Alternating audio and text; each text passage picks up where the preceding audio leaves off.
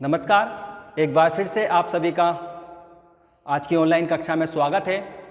मैं आचार्य रितेश कुमार। आज मैं आपके लिए एक बहुत महत्वपूर्ण टॉपिक कक्षा 12 में लेखा शास्त्र के अंतर्गत लाया हूं, जो कि है ख्याति, गुडविल। आज हम गुडविल की बात करेंगे। साझेदारी के अंतर्गत, पार्टनरशिप अकाउंट्स के अंतर्गत गुडविल एक बहुत ही महत्वपूर्ण टॉपिक है। गुडविल न्यूमेरिकल क्वेश्चंस में भी यूज होती है और न्यूमेरिकल्स के साथ साथ थ्योरिकल भी बहुत महत्वपूर्ण है। यानी ख्याति क्या है, इसके पार्टनरशिप जब के हम क्वेश्चन करेंगे तो उसमें तो इसके क्वेश्चन आ ही सकता है, इसका थोड़ा बहुत पार्ट। लेकिन अगर हम थ्योरिकल देखें तो गुडविल से संबंधित थ्योरी भी बहुत इम्पोर्टेंट है। तो आज मैं यहाँ गुडविल का टॉपिक लेकर आया हूँ। गुडविल के थ्योरिकल, इसकी आवश्यकता और इसकी मूल्यांकन की विधियों की हम बात करेंगे। पार्टनरशिप अकाउंट्स के अंतर्गत जब हम प्रवेश की करते हैं या अवकाश करते हैं तो उसके अंतर्गत ख्याति का मूल्यांकन कैसे होता है, वो इससे अलग टॉपिक है। यहाँ वर्तमान में अभी इस समय केवल ख्याति से संबंधित बात करेंगे। आगे प्रवेश या अवकाश से संबंधित ये जो ख्याति का मूल्यांकन होता है, जो भी ख्याति का ट्रीटमेंट होता है, वो अगली वीडियो में लेकर आऊँगा मैं आप सबके लिए। तो आज बात करते हैं ख्याति की, गुडविल की। ख्याति क्या है? ख्याति को इंग्लिश में गुडविल बोलते हैं। ख्याति एक सामान्य शब्दों में अगर देखा जाए तो व्यापारी एक नॉर्मल लाभ कमाता है, नॉर्मल प्रॉफिट कमाता है। क्या कमाता है? सामान्य लाभ, सामान्य लाभ। सामान्य लाभ क्या है? सामान्य लाभ वह लाभ है, मान लीजिए मैं किसी के व्यापार में या खुद के व्यापार में 1 लाख रुपया लगाता हूं, 1 लाख रुपया लगाता हूं, तो मैं ये सोचकर लगा रहा हूं 1 लाख रुपया कि मुझे इस 1 लाख रुपए को लगाने से इतना लाभ प्रतिवर्ष हो जाएगा, इतना लाभ प्रतिवर्ष हो जाएगा। तो मैं इस 1 लाख की पूंजी पर लाभ की जो सामान्य दर में यदि मानता हूं तो मैं मानता हूं कि 10% मुझे प्रत्येक वर्ष इससे लाभ होगा। ये मैं लाभ की सामान्य दर मान रहा हूं, यानी कि मुझे प्रत्येक वर्ष 10,000 का लाभ होता रहेगा। ये लाभ की सामान्य दर है, जो कि मैंने सोची कि 1 लाख रुपया लगाने के बाद मुझे हर वर्ष 10,000 रुपये तो मिल ही जाएंगे। तो व्यक्ति जब पैसा लगाता है, व्यापारी जब पैसा लगाता है, तो वो लाभ की मात्रा को सोचकर भी पैसा लगाता है कि व्यवसाय में, किस व्यवसाय में अधिक लाभ है, किस व्यवसाय में कम लाभ होगा। तो लाभ की दर तो वो पहले ही निर्धारित कर लेता है। तो वो उसकी एक सामान्य दर होती है, लाभ की सामान्य दर होती है। अब हम बात करते हैं कि ख्याति कहाँ से आ गई। ये लाभ की मान लीजिए सामान्य दर है, जो कि मैंने बताई थी कि 10% है। और जब व्यापारी मार्केट में पुराना हो जाता है तो उसके व्यवहार के कारण, उसके द्वारा दी गई व्यापार में सुविधाओं के कारण अनेक ग्राहक उससे जुड़ते रहते हैं और जुड़ते जाते हैं। एक दिन वो संख्या बहुत हो जाती है। तो वो व्यक्ति, वो व्यापारी सामान्य दर से, जो उसने लाभ की एक सामान्य दर सोची थी, उस दर से क्या करता है? अधिक लाभ कमाना प्रारंभ कर देता है, अधिक लाभ कमाना प्रारंभ कर देता है। तो ये उसने अधिक लाभ कैसे कमाया? उसने अधिक लाभ कमाया अपने अच्छे व्यापारिक संबंधों से, व्यापार में दी गई विभिन्न सुविधाओं से। तो क्या करा? उसने ग्राहकों को अपनी तरफ जोड़ता गया वो, और एक उसकी जो लाभ की सामान्य दर थी वो बढ़ने लगी। तो ख्याति क्या है? ख्याति किसी व्यापार की अधिक लाभ कमाने की क्षमता है। ख्याति किसी व्यापार की अधिक लाभ कमाने की क्षमता है, यानी कि व्यापार की अधिलाभ कमाने की क्षमता को ख्याति कहते हैं। ख्याति कहते हैं, यानी किसी व्यापार में सामान्य दर से जब ज्यादा लाभ होने लगता है तो वो क्यों का हो रहा है? उस व्यापार की ख्याति के कारण। ठीक है, तो अभी और समझते हैं ख्याति क्या है। कभी कभी आपने देखा होगा कि घर पर ही आपके मम्मी या पापा कुछ आज आपसे सामान मंगाते हैं तो एक स्पेशल शब्द कह के बोलते हैं कि भाई उसकी दुकान से ही लाना, उसकी दुकान से ही लाना। जबकि वो सामान किसी दूसरे की दुकान पे भी मिल सकता है, लेकिन वो स्पेशली किसी व्यापारी का नाम बताते हैं। तो ये क्या है? तो जब व्यापारी का नाम बिकने लगता है, जब व्यापारी का नाम बिकने लगता है, जब वो एक ब्रांड बन जाता है, तो वो एक सामान्य दर से अधिक लाभ कमा रहा है और उस अधिक लाभ कमाने की क्षमता को ही ख्याति कहते हैं। ठीक है, तो अच्छे व्यापारिक संबंध एवं व्यापार की नेक नामी के कारण, अच्छे व्यापारिक संबंध व्यापार की नेक नामी के कारण और उसकी प्रसिद्धि के कारण जो व्यापारी अतिरिक्त दर से जो अतिरिक्त लाभ कमाता है सामान्य दर से, वो लाभ ख्याति कहलाता है। ठीक है, ख्याति कहलाता है। अब ख्याति हमने समझा, ख्याति क्या होता है कि व्यक्ति जब अधिक दर से लाभ कमाने लगता है तो वो अधिलाभ कमाने की क्षमता को ख्याति कहते हैं। ठीक है, समझ में आया होगा उम्मीद है। तो अब बात करते हैं इसके स्वभाव की। स्वभाव क्या होता है ख्याति का, किस नेचर की ख्याति होती है? तो बहुत ही इंटरेस्टिंग इसका स्वभाव है। पहला स्वभाव है इसका, आप बहुत इंटरेस्टिंग है, शायद आपने पता नहीं बुक में पढ़ा हो या नहीं पढ़ा हो, बिल्ली के स्वभाव की ख्याति। बिल्ली के स्वभाव की ख्याति।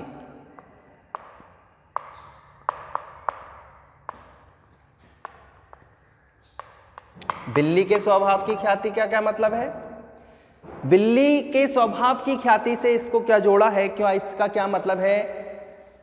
बिल्ली जो है, बिल्ली स्थान प्रिय है। स्थान प्रिय है यानी अगर आपके घर में एक बार बिल्ली आ गई तो वो बार बार आप उसे चाहे कितनी कोशिश कर लो, कितने ही भगा लो, वो फिर आ जाएगी। वो स्थान अपना कभी नहीं छोड़ती है, वो स्थान अपना कभी नहीं छोड़ती है। मान लीजिए बिल्ली आई, उसे आपके घर में कुछ मिल गया खाने को, तो वो क्या करेगी? आप उसे भगा दोगे वो फिर आ जाएगी, आप उसे भगाओगे फिर आएगी। यानी कि बिल्ली स्थान प्रिय होती है। स्थान प्रिय होती है। स्थान प्रिय का क्या मतलब है कि ग्राहक को मालिक से मतलब नहीं होता, उसे मतलब होता है स्थान से, दुकान से। ऐसे ग्राहक केवल स्थान को पसंद करते हैं जहां अगर उस स्थान पर मेरी दुकान है तो मेरी दुकान भी चलेगी, आपकी दुकान है तो आपकी दुकान भी चलेगी। वो ये नहीं देखते कि यहाँ पर मालिक कौन है या व्यक्ति व्यापारी कौन बैठा है। स्थान प्रिय ख्याति होती है। यदि वो दुकान चल रही है तो उसमें चाहे मैं बेचूं अपना सामान या आप अपना सामान बेचिए, ग्राहक उस स्थान को देखकर आपके पास आएंगे, तो ये होती है बिल्ली के स्वभाव की ख्याति। ठीक है, दूसरी है यानी ये स्थान प्रिय है। अगर देखा जाए तो ये स्थान प्रिय है। ये ग्राहक स्थान को देखते हैं, व्यापारी को नहीं देखते। दूसरा है कुत्ते के स्वभाव की ख्याति। कुत्ते का स्वभाव आपको पता है ना, क्या होता है? अपने स्वामी का वफादार होता है, अपने मालिक का वफादार होता है कुत्ता। तो इसलिए ये ख्याति को यहां जोड़कर ये दिखा रहे हैं इसका स्वभाव को, कि वो ग्राहक जो है वो मालिक को देखते हैं। अगर आज मेरी यहां दुकान है तो वो मुझे देखते हुए यहां आएंगे, और यहां से मैंने दुकान कहीं और शिफ्ट कर ली तो वो मुझे देखते हुए वहां तक चले जाएंगे। जिस तरह कुत्ते का स्वभाव होता है, यानी कि वो ग्राहक को देखते हैं, क्या करते हैं? अपने मालिक को देखते हैं, अपने मालिक को देखते हैं, यानी कि ये स्वामी प्रिय होता है। इस तरह की ख्याति स्वामी प्रिय होती है। स्वामी से मतलब होता है, स्थान से मतलब नहीं होता है। जहां वो जाएगा वहां के उसके ग्राहक आने लगेंगे। ठीक है ना, है इंटरेस्टिंग ना। नेक्स्ट है तीसरा, ये भी है चूहे के स्वभाव की ख्याति। ये ना तो स्थान प्रिय होती है और ना ही स्वामी प्रिय। चूहे के स्वभाव की ख्याति का क्या मतलब है? चूहा ना तो स्थान प्रिय होता है ना ही स्वामी प्रिय होता है। ना तो वो स्थान को देखता है ना ही अपने स्वामी को देखता है। चूहे का स्वभाव क्या होता है? चूहे का स्वभाव ये होता है कि जहां उसे खाने को मिल जाता है, वो वहीं रुक जाता है। जहां उसे खाने को मिल जाता है वो वहीं रुक जाता है। ठीक है, ना उसे स्थान से मतलब होता है ना ही स्वामी से मतलब होता है। तो ये वो ग्राहक होते हैं, ये वो ग्राहक है, ये उस तरह की ख्याति है कि ये तो ना स्थान को देखते हैं ना स्वामी को देखते हैं। जहां इनको वस्तु उपलब्ध हो जाती है यहाँ वहाँ चले जाते हैं। तो बिल्ली ख्याति के स्वभाव के अंतर्गत हमने बहुत इंटरेस्टिंग 3 स्वभाव अभी पढ़े, बिल्ली, कुत्ता और चूहे का। ठीक है ना, आगे चलते हैं कि ख्याति का मूल्यांकन। मैं कई टॉपिक आज ख्याति से थ्योरी से रिलेटेड लाया हूं, केवल थोड़ा मूल्यांकन से रिलेटेड मैं अभी न्यूमेरिकल भी आपको समझाऊंगा ख्याति से ही। अब हम बात करते हैं इसके मूल्यांकन।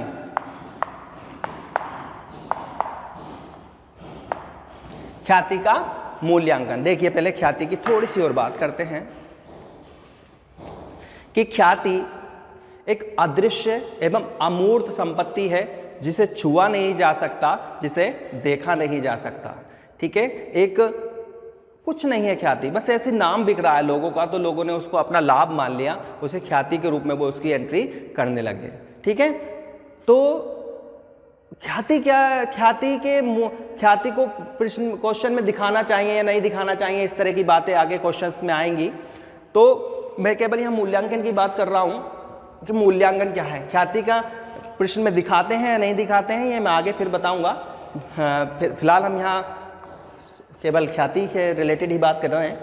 मूल्यांकन, ख्याति के मूल्यांकन की आवश्यकता पड़ती क्यों है, क्यों करते हैं ख्याति का मूल्यांकन, इसके अंतर्गत देखते हैं सबसे पहले कि कभी कभी ये भी क्वेश्चन आ जाता है कि ख्याति के मूल्यांकन की आवश्यकता कब होती है। तो ख्याति के मूल्यांकन की आवश्यकता होती है साझेदारी के अंतर्गत नए साझेदार के प्रवेश के समय, प्रवेश के समय, नए साझेदार के प्रवेश के समय ख्याति के मूल्यांकन की आवश्यकता होती है। क्यों होती है ये मैं डिटेल में भी आगे फ्यूचर में समझाऊंगा। देखिए मान लीजिए यहाँ पर ए और बी दो साझेदार थे, इन्होंने सी को इस डेट में पार्टनर बनाया। अब यहाँ पर कितने साझेदार हो, ए बी और सी, यानी कि इस डेट को उन्होंने जब सी को पार्टनर बनाया है, इससे पहले कौन साझेदार थे, इससे पहले तो ये दो ही साझेदार थे ना, ए और बी। सी तो इस डेट में नया जुड़ा है ना, आज से वो फर्म में जुड़ गया, तो क्या सी ने इस फर्म में कोई ख्याति कमाई होगी, नहीं ना। जो भी ख्याति कमाई होगी, जो भी व्यापार का नाम हुआ होगा, वो ए और बी के कारण हुआ होगा ना। तो यहाँ पर इसलिए फर्म में ख्याति के मूल्यांकन की आवश्यकता पड़ती है कि जो भी लाभ ख्याति के कारण हुआ है वो सी को ना मिल पाए, या सी जब फर्म में प्रवेश करता है तो उसका वो क्या मूल्य चुकाए, उसका वो क्या मूल्य चुकाए। इसलिए नए साझेदार के प्रवेश के समय ख्याति के मूल्यांकन की आवश्यकता पड़ती है। दूसरा है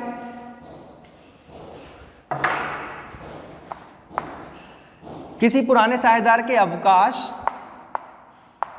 या किसी साझेदार के मृत्यु की दशा में ख्याति के मूल्यांकन की आवश्यकता पड़ती है। ये क्यों पड़ती है, मान लीजिए अब तो फर्म पुरानी है, तो ए बी और सी तीनों साझेदार थे, मान लीजिए यहाँ बी की मृत्यु हो जाती है या बी साझेदारी फर्म से अवकाश ग्रहण कर लेता है, तो वो जब फर्म छोड़कर जाएगा तो उसने भी तो व्यापार में कुछ मेहनत की होगी, उसने भी तो व्यापार को कुछ आगे बढ़ाया होगा, यानी कि फर्म में जो भी ख्याति कमाई है, फर्म ने जो भी ख्याति कमाई है वो बी ने भी कमाई होगी। यानी कि जब बी जाएगा तो उसे ख्याति के जो ख्याति का मूल्य है, ख्याति का जो लाभ है, वो भी उसको दिया जा सके, वो भी उसको दिया जा सके। इसलिए अवकाश ग्रहण या मृत्यु के समय ख्याति के मूल्यांकन की आवश्यकता पड़ती है। ठीक है, तीसरा लाभ हानि वितरण अनुपात, लाभ हानि वितरण अनुपात, जो भी उनका लाभ हानि वितरण अनुपात होता है, यदि उसमें क्या करा जाए, परिवर्तन, यदि उसमें परिवर्तन किया जाए। लाभ हानि अनुपात में यदि विद्वान साझेदार जो हैं, जो उसमें फर्म को चला रहे हैं, वो अपने जो उनका लाभ वितरण अनुपात था, यदि वो उसमें परिवर्तित करते हैं, उसको चेंज करते हैं। मान लीजिए ऐसे कोई फर्म में 3 साझेदार थे जिनका अनुपात 2:1 था, यानी 2/4, 1/4 और 1/4। अब वो नई फर्म में अपने अनुपात को बराबर रखना चाहते हैं, तो यहाँ पे ख्याति के मूल्यांकन की आवश्यकता क्यों पड़ेगी, क्योंकि यहाँ पर उनका अनुपात अलग अलग था। मान लीजिए अगर यहाँ पर 4000 ख्याति है, या मान लीजिए 4000 ख्याति है, तो ख्याति में 2000 इसको मिलते हैं, 1000 इनको मिलता। लेकिन आगे क्या है, आगे जो है ये 4000 3 हिस्सों में बटेंगे, यानी 1333, 1333, 1334, 33 जो भी है। देखा, यहाँ इसको 2000 मिल रहा है, यहाँ इसको 1300 कुछ मिल रहा है, यहाँ इनको 1000 मिल रहा है, यहाँ इनको 1300 कुछ मिल रहा है। तो इसलिए जब साझेदारी फर्म के लाभ वितरण अनुपात में परिवर्तन किया जाता है तो ख्याति के मूल्यांकन की आवश्यकता इसीलिए पड़ती है क्योंकि वो इस ख्याति को यहाँ आपस में पुराने अनुपात में ही बांटें। जब नई फर्म जब नई ख्याति अपनाए तो उसको उस नए अनुपात में बांटे, इसलिए ख्याति के मूल्यांकन की आवश्यकता लाभ हानि वितरण अनुपात में परिवर्तन करते समय पड़ती है। ठीक है ना। तीसरा है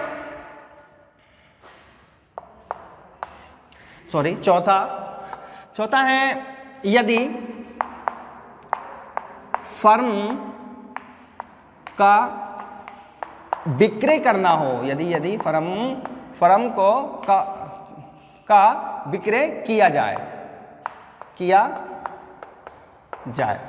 यदि फर्म का विक्रय किया जाए तो फर्म का विक्रय किया जाए, जब फर्म बिकती है तो उसके साथ साथ उसका नाम भी बिक जाता है और जो नया स्वामी होता है वो उन साझेदारों के उस कमाए गए लाभ का भी लाभ लेने लगता है, उस ख्याति का लाभ लेने लगता है। मान लीजिए कोई दुकानदार है या किसी की फर्म चल रही है, बहुत अच्छा उनका नाम है, बहुत अच्छा लाभ कमाते हैं और मैं उस फर्म को यदि खरीद लेता हूं तो वो पूरी फर्म के साथ मैंने उसकी ख्याति भी खरीद ली, यानी जो अतिरिक्त लाभ वो लोग कमा रहे थे वो अतिरिक्त लाभ अब किसे मुझे मिलने लगेगा, है ना। तो इसका मतलब क्या हुआ, इसके मतलब ये हुआ कि मैंने उनकी फर्म तो खरीदी, साथ में उनके द्वारा जो प्रसिद्ध किया गया है व्यापार वो भी खरीदा, वो नाम भी खरीदा। इसलिए वो नाम कितना उस परचेजर से, उस क्रेता से ख्याति के कितने रुपए लिए जाएं, इसलिए फर्म के विक्रय के समय ख्याति के मूल्यांकन की आवश्यकता पड़ती है। और है जब फर्म के स्वरूप में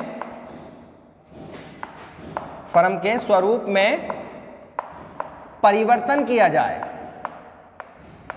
जब फर्म के स्वरूप में परिवर्तन किया जाएगा क्या मतलब है, जब फर्म के स्वरूप में परिवर्तन किया जाएगा मतलब है उसे साझेदारी फर्म से कंपनी में परिवर्तित किया जाए, तब इस दशा में भी ख्याति के मूल्यांकन की आवश्यकता पड़ती है। ठीक है। तो ये महत्वपूर्ण टॉपिक मैंने ख्याति के मूल्यांकन के लिखे हैं। कभी कभी थ्योरी में आ जाता है कि ख्याति कैसे कहते हैं, इसके मूल्यांकन की आवश्यकता कब पड़ती है या इसका स्वभाव क्या होता है। ये 3 टॉपिक मैंने अभी ख्याति के बताए। ख्याति का अर्थ बताया मैंने, ख्याति का स्वभाव बताया और ख्याति के मूल्यांकन की आवश्यकता किन परिस्थितियों में पड़ती है ये मैंने परिस्थितियां भी बताई हैं। ये थ्योरिकली चल रहा है अभी। अब बात करते हैं थोड़े से इसके मूल्यांकन की विधियों की बात करते हैं। ये सबसे ज्यादा महत्वपूर्ण टॉपिक है। इसमें सभी ख्याति के मूल्यांकन की विधियां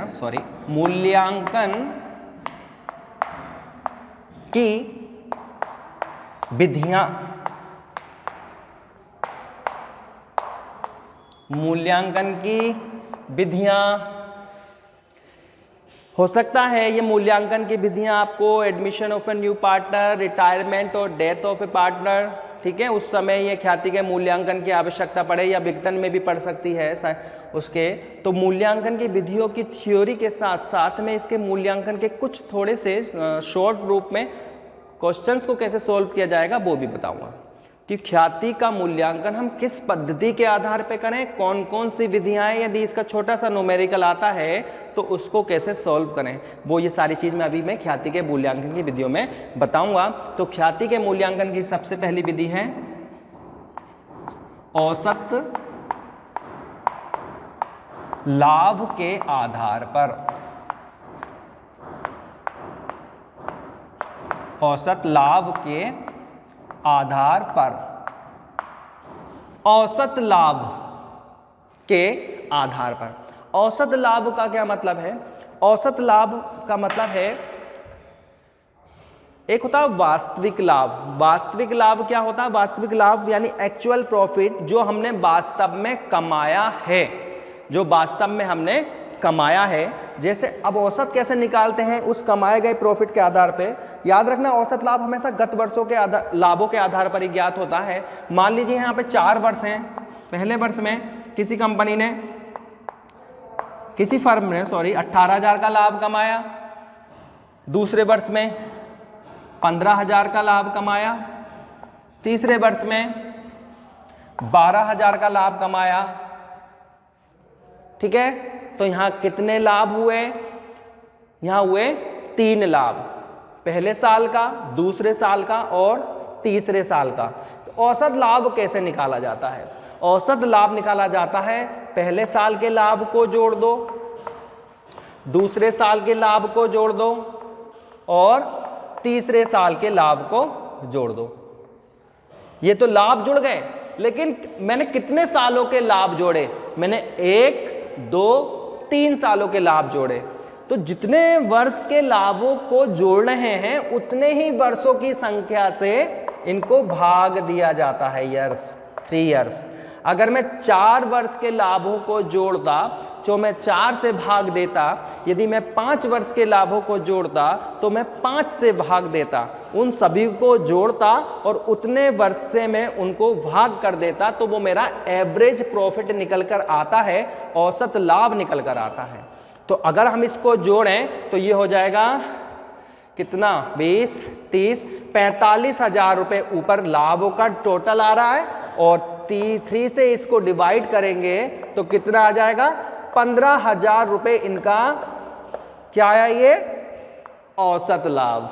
समझ में आई? औसत लाभ, औसत जब भी निकाला जाता है तो कितनी संख्याओं को जोड़ रहे हैं उतनी ही संख्याओं से भाग कर देना, औसत निकल कर आ जाता है। ठीक है, तो अभी मैं इसमें थोड़ा सा एक चेंज और करना चाह रहा हूं। जैसे मान लीजिए कभी कभी बच्चा कंफ्यूज हो जाता है, लाभ तो दिए होते हैं, लाभ हमेशा प्रॉफिट्स में होते हैं, लाभ हमेशा पॉजिटिव्स में होते हैं, पॉजिटिव होते हैं लाभ, प्रॉफिट्स नहीं, प्रॉफिट्स तो वो है ही।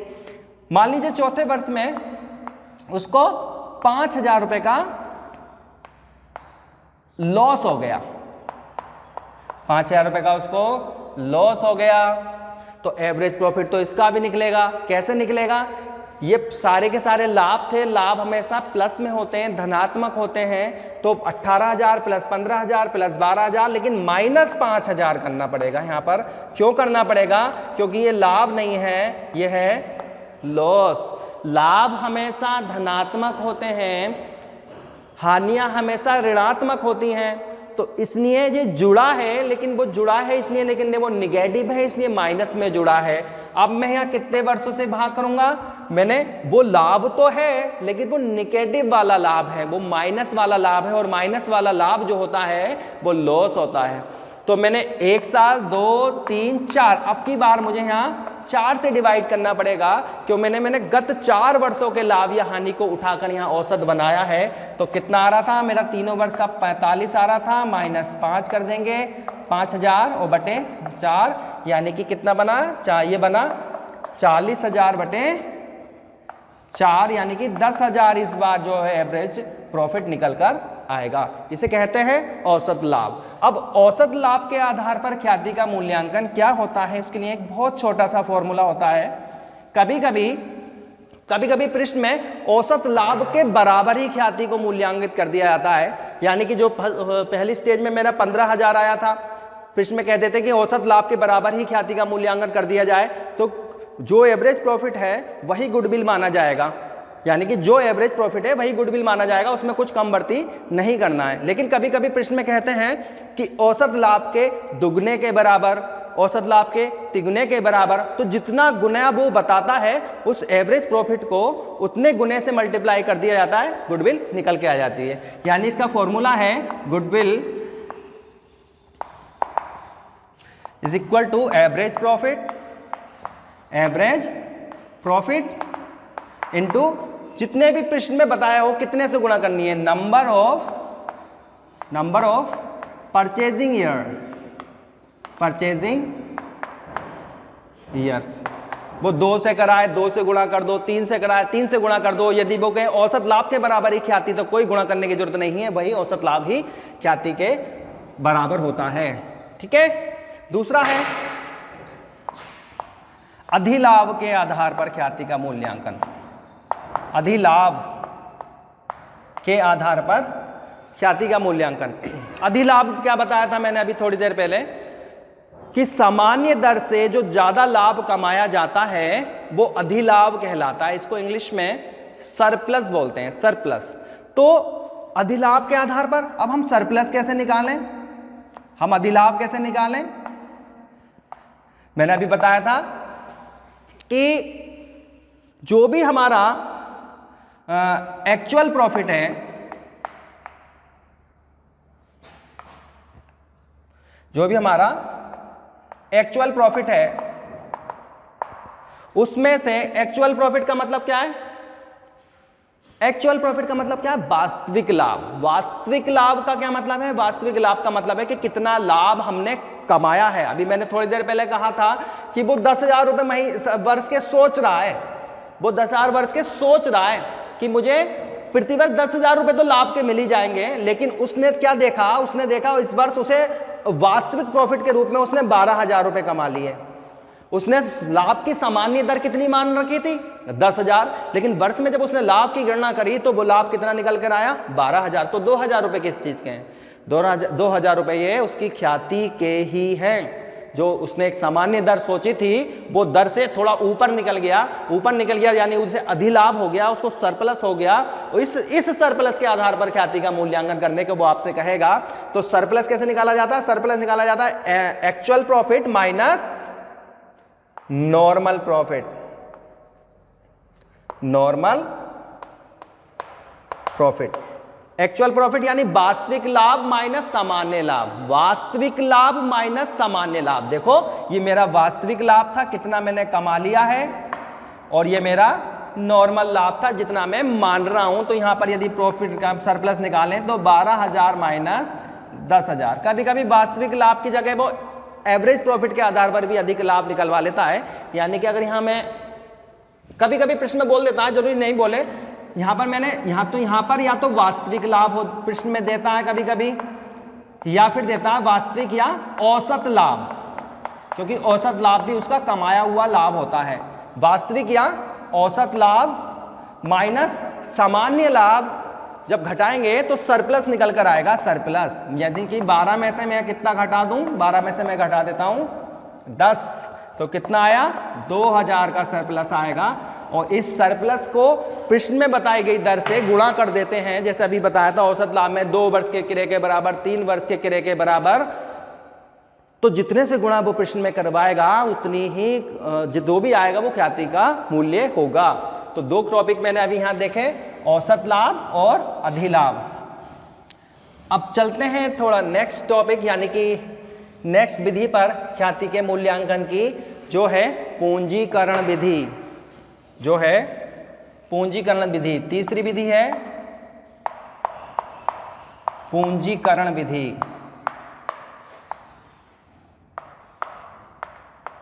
पूंजीकरण विधि लाभों का पूंजीकरण यहां करवा रहा है, लाभों का पूंजीकरण यहां करवा रहा है। यहां आप इसको समझिए, न्यूमेरिकल्स के थ्रू इसको समझिए। मान लीजिए किसी फर्म का वास्तविक लाभ या औसत लाभ के आधार पर होता है। मैं बताता हूं, चलो इसको, या तो यहां वास्तविक लाभ होता है, प्रश्न में दिया हुआ वास्तविक लाभ होगा, या औसत लाभ होगा। औसत लाभ दोनों के आधार पर ही होता है, ऐसा नहीं है। अधिलाभ के आधार पर भी कभी कभी होता है। वास्तविक या औसत लाभ होता है, उसको वो 100 गुना करवाएगा तुमसे। यानी मैं फॉर्मूला बना रहा हूं यहां, वास्तविक या औसत लाभ जो भी होगा उसका 100 गुना कर दीजिए, और लाभ की सामान्य दर, लाभ की सामान्य दर,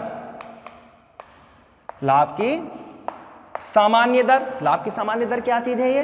अभी मैंने अभी थोड़ी देर पहले 1 लाख रुपए मैंने बताया था कि मैं कहीं पूंजी लगा रहा हूं, और मैं ये मान रहा हूं कि 10% से के हिसाब से मुझे हर साल 10,000 रुपए की कमाई होगी लाभ के रूप में। तो ये क्या है? ये मेरी लाभ की सामान्य दर है, जिसे मैं एक परसेंटेज के रूप में लिख रहा हूं। लाभ की सामान्य दर, यानी कि मैं प्रत्येक वर्ष ये सोच रहा था कि मुझे 10% की कमाई तो होनी ही है इस लाभ पर, तो वो मेरी लाभ की सामान्य दर कहलाएगी। वो कहलाएगी मेरी लाभ की सामान्य दर। और माइनस शुद्ध संपत्तियां, शुद्ध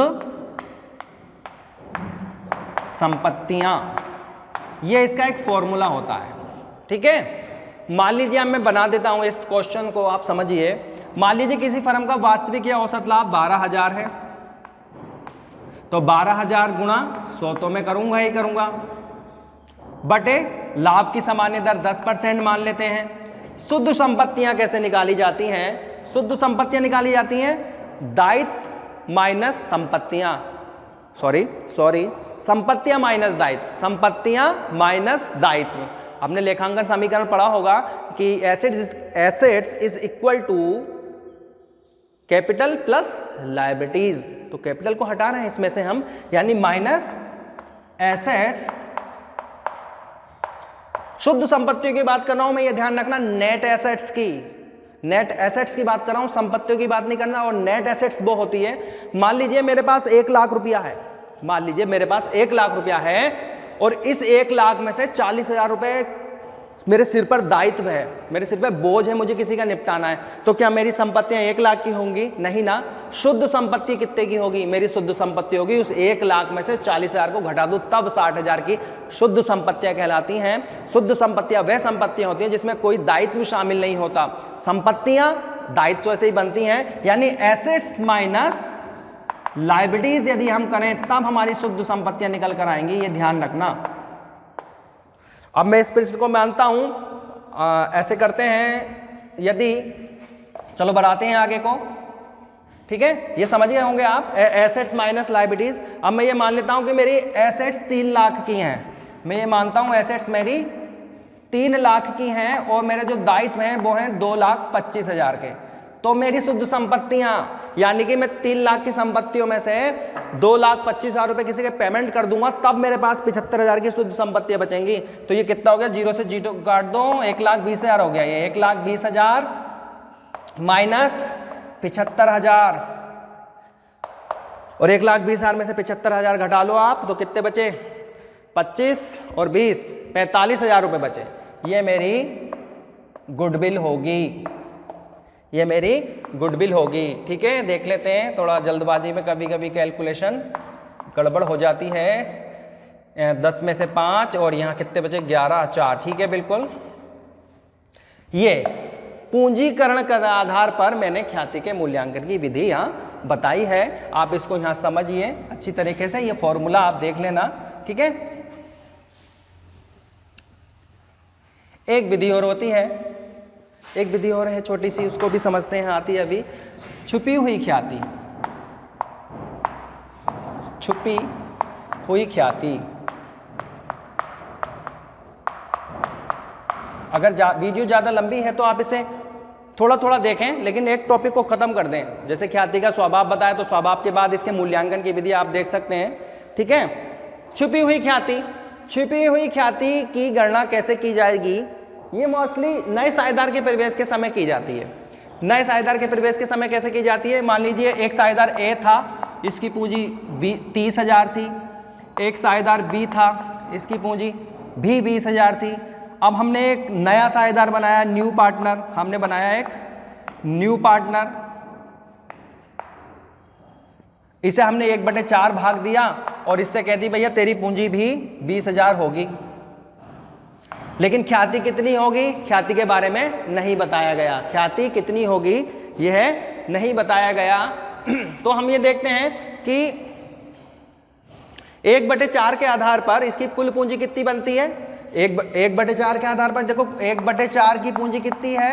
20,000 है, यानी कि इसका 1/4 भाग 20,000 का है। तो यदि पूरा भाग बनाएंगे तो एक भाग के लिए पूंजी कितनी हो जाएगी? 20,000 गुणा 4, यानी कि 80,000 पूंजी होनी चाहिए। इस हिसाब से, तो इस हिसाब से फर्म की पूंजी कितनी होनी चाहिए? जब 1/4 भाग की पूंजी 20,000 आ रही है कि भाई तेरा हिस्सा 1/4, 1/4 का मतलब समझ गए ना, चौथाई हिस्सा। यहाँ समझिए आप, ये फर्म है, इसका ये वाला चौथाई हिस्सा 20,000 में बिक गया, तो ये भी 20 में बिकेगा, ये भी 20 में बिकेगा, ये भी 20 में बिकेगा, चारों 20-20 के बिकेंगे ना। तो यानी कि पूरी फर्म की पूंजी कितनी हो गई? इसके आधार पर 20,000, फर्म की पूंजी 20,000। लेकिन हमने यह देखा 30, 20 और 20 कितनी हो गई? 70। और वो बता रहे हैं पूंजी कितनी बननी चाहिए? 80। तो यदि इस 80 में से 70 घटा दिया जाएगा तो 10,000 काय के बने हैं, यही ख्याति है। इसे कहते हैं हिडन गुडविल, छुपी हुई ख्याति की गणना नए साझेदार की पूंजी के आधार पर कर दी जाती है।